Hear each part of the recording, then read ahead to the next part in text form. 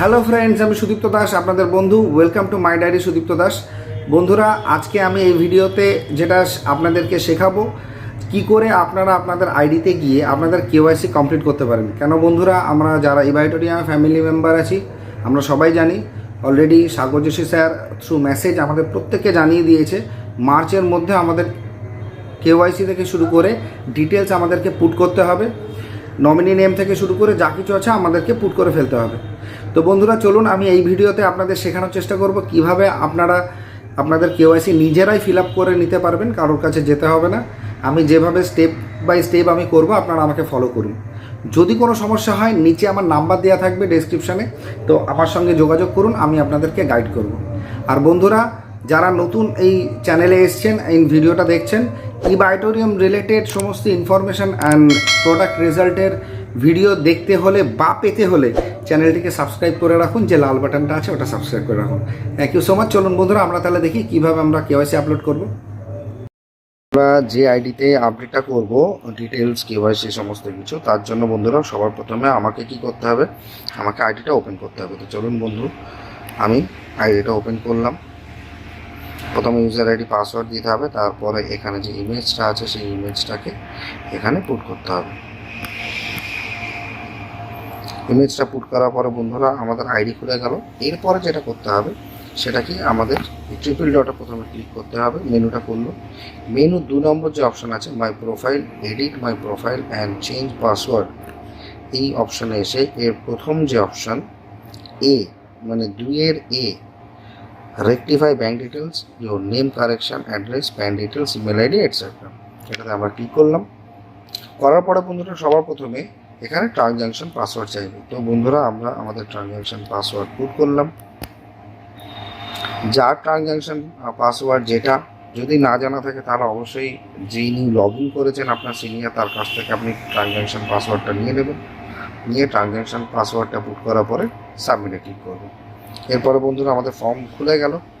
বন্ধুরা এখানে দেখুন, যে ফিল্ডগুলো চেঞ্জ করার দরকার নেই সেই ফিল্ডগুলোকে আমার কিচ্ছু করার দরকার নেই। জাস্ট এইভাবে সিলেক্ট করব, করে কপি করব, দেন এখানে এসে আমি পেস্ট করে দেবো। ঠিক আছে, ইমেল আইডি আমার চেঞ্জ করার দরকার নেই, তো আমি কি করব, কপি করব, এখানে এসে পেস্ট করে দেবো। আধার নাম্বার, আমরা আধার নাম্বার পুট করলাম। আধার নাম্বার পুট করার পরে যদি কারো জিএসটি নাম্বার জানা থাকে তাহলে জিএসটি নাম্বার পুট করবে। ব্লাড গ্রুপ যদি জানা থাকে তাহলে ব্লাড গ্রুপ পুট করবে। কোম্পানি নেম, মানে কারো যদি জিএসটি যে কোম্পানি দিচ্ছে সেই কোম্পানি নেম পুট করবে। আমি ব্লাড গ্রুপ আমার জানা আছে, তো আমি পুট করছি ও পজিটিভ, ও পজিটিভ। কোম্পানি নেম আমার নেই, নমিনি নেম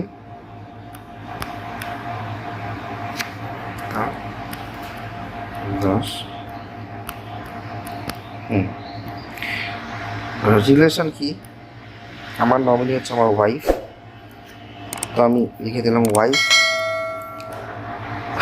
যদি ছেলে হয় মেয়ে হয় তো রিলেশন যেটা সেটাকে পুট করতে হবে। এরপরে আছে account holder name same as distributor ID, ID যেটা আছে অটোমেটিক এটা বসে যাবে, যে আমি এখানে ক্লিক করব।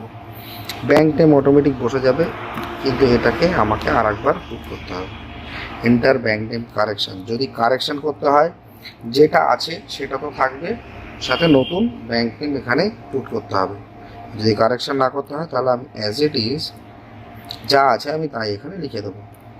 অ্যাকাউন্ট নাম্বারও সেম, আমি এখান থেকে কপি করলাম, অ্যাকাউন্ট নাম্বার আমি পুট করে দিলাম। আমার ব্রাঞ্চ যেটা আছে কপি করলাম, পেস্ট করে দিলাম। ব্যাঙ্ক আইএফএসসি কোড কপি করলাম, পেস্ট করে দিলাম। তো বন্ধুরা কী করলাম প্রথম থেকে বলছি। বন্ধুরা প্রথমে যখন আমি ফর্মটা করলাম, আমার মোবাইল নাম্বার যদি চেঞ্জ করার দরকার না থাকে same as it is copy করব, করে পেস্ট করে দেবো। ইমেল আইডি কপি করব, পেস্ট করে দেবো। আধার নাম্বারটা আমি পুট করলাম। এরপরে বন্ধুরা জিএসটি নাম্বার, যেহেতু আমার জিএসটি নাম্বার নেই আমি কিছু পুট করলাম না। ব্লাড গ্রুপ আমার ও পজিটিভ, আমি পুট করলাম। কোম্পানি নেম যদি জিএসটি থাকে তো আমার কোম্পানি নেম কিছু নেই, আমি কিছু পুট করলাম না। নমিনি নেম, আমার মিসেসের যে নমিনি আমার ওয়াইফের, তার নাম আমি দিলাম, দিয়ে আমি রিলেশনশিপে লিখে দিলাম এটা আমার ওয়াইফ। দেন অ্যাকাউন্ট হোল্ডার নেম অটোমেটিক বসে যাবে। এরপরে বন্ধুরা ব্যাঙ্ক ডিটেলস, অনেকেরই ব্যাঙ্কে সমস্যা যাদের হচ্ছে তারা এখানে গিয়ে ব্যাঙ্ক ডিটেলস যদি চেঞ্জ করতে হয় তাহলে আমার যেমন এইচডিএফসি আছে, আমি এইচডিএফসি লিখেছি, কারণ আমি চেঞ্জ করবো না। যদি চেঞ্জ করতে হয়, যে নতুন ব্যাঙ্ক ডিটেলস সেটা এখানে পুট করতে হবে।